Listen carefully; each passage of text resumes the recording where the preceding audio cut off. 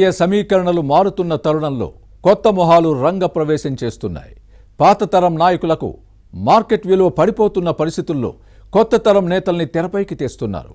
ఉమ్మడి నిజామాబాద్ జిల్లాలో ప్రధానంగా బీజేపీ నేతలు ఈ తరహా ఆపరేషన్ కొనసాగిస్తున్నారు. గత ఎన్నికల్లో వచ్చిన ఫలితాలు, ఎదురైన అనుభవాలను దృష్టిలో పెట్టుకొని న్యూ జనరేషన్ లీడర్లను ఎంకరేజ్ చేస్తున్నారు. ఇంతకీ బీజేపీ నేతలు చేస్తున్న ఆపరేషన్ ఏంటి? కొత్త వారికి ఇస్తున్న కోఆపరేషన్ ఏంటి? కొత్త బంగారు లోకం మాకు కావాలి సొంతం అంటున్న ఆ నేతలు ఎవరు?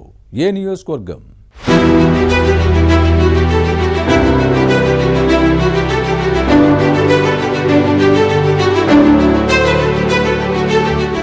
ఉమ్మడి నిజామాబాద్ జిల్లాలో బీజేపీకి అంతో ఇంతో పట్టుంది. దీన్ని మరింత ముందుకు తీసుకువెళ్లాలని పార్టీ భావిస్తోంది. ఫీల్ గుడ్ ఫ్యాక్టర్ సానుకూల వాతావరణంతో పార్టీని మరింత పటిష్టం చేయాలని కమలదళ నాయకత్వం చూస్తోంది.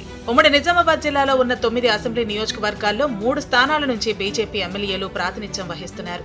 గత ఎన్నికల్లో నిజామాబాద్ అర్బన్లో ధన్పాల్ సూర్యనారాయణ, ఆర్మూర్ నుంచి పైడి రాకేష్ రెడ్డి, కామారెడ్డిలో కాటిపల్లి వెంకటరమణారెడ్డి గెలుపొందారు.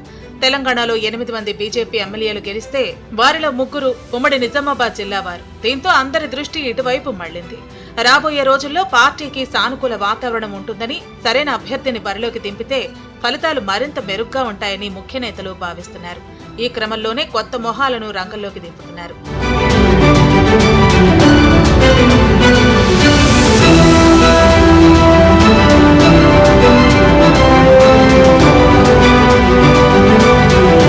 కామారెడ్డి ఎమ్మెల్యే వెంకటరమణారెడ్డి మొదటిసారి బరిలోకి దిగి విజయం సాధించారు. ఇక్కడి నుంచి పోటీ చేసిన అప్పటి సీఎం, బీఆర్ఎస్ అధినేత కేసీఆర్, కాంగ్రెస్ నుంచి బరిలో దిగిన అప్పటి టీపీసీసీ అధ్యక్షుడు, ప్రస్తుత ముఖ్యమంత్రి రేవంత్ రెడ్డిని బీజేపీ అభ్యర్థి కాటిపల్లి ఓడించి అందరి దృష్టిని ఆకర్షించారు.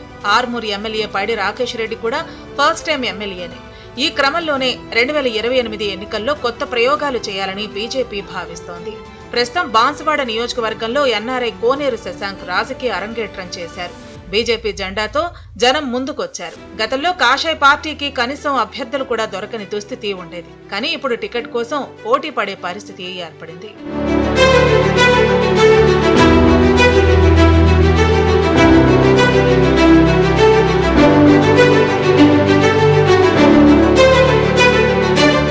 కమలదళంలో క్రియాశీలకంగా వ్యవహరిస్తున్న శశాంక్ బాన్సువాడ నియోజకవర్గంలో సేవా కార్యక్రమాలను అమలు చేస్తున్నారు. ఆర్థిక సహాయం చేయడమే కాకుండా కార్యకర్తలకు మానసిక స్థైర్యాన్ని అందించి వారిలో ఆత్మవిశ్వాసాన్ని నింపుతున్నారు. నియోజకవర్గంలో బీజేపీని అందరూ చర్చించుకునేలా చేస్తున్నారు. పార్టీ కార్యకర్తలకు ఇన్సూరెన్స్ చేయించడం ద్వారా మరింత మందికి స్ఫూర్తినిచ్చి సామాజిక బాధ్యతను పెంచుతున్నారు. ఈ మార్పు బాన్సువాడ రాజకీయాల్లో ఓ కొత్త అధ్యాయాన్ని ప్రారంభించింది. స్కూల్ పిల్లల చదువులకు తన వంతు సహాయం చేస్తున్నారు. అనారోగ్యం పాలైన పేదలకు ప్రతి నెల మందులు అందించడం వంటి కార్యక్రమాలను కోనేరు చారిటబుల్ ట్రస్ట్ ద్వారా చేస్తున్నారు. గత నెలలో కురిసిన వర్షానికి ఇళ్లు కోల్పోయిన వారికి నిత్యావసర సరుకులు అందించారు. మండలాల వారీగా మెగా హెల్త్ క్యాంపులు నిర్వహించి ఉచిత వైద్య పరీక్షలు చేయించి టాబ్లెట్లు ఇప్పించారు. ఇలాంటి పనులతో ప్రజలకు చేరువయ్యే కార్యక్రమాలకు బీజేపీ నేతలు ప్రాధాన్యత ఇస్తున్నారు. నానాటికి పెరుగుతున్న పోటీతో నేరుగా ప్రజాక్షేత్రంలో పట్టు సాధించాలని కొత్త నేతలు ఆరాటపడుతున్నారు. అలాంటి వారు ఎవరు ఎంతవరకు సక్సెస్ అవుతారో చూడాలి.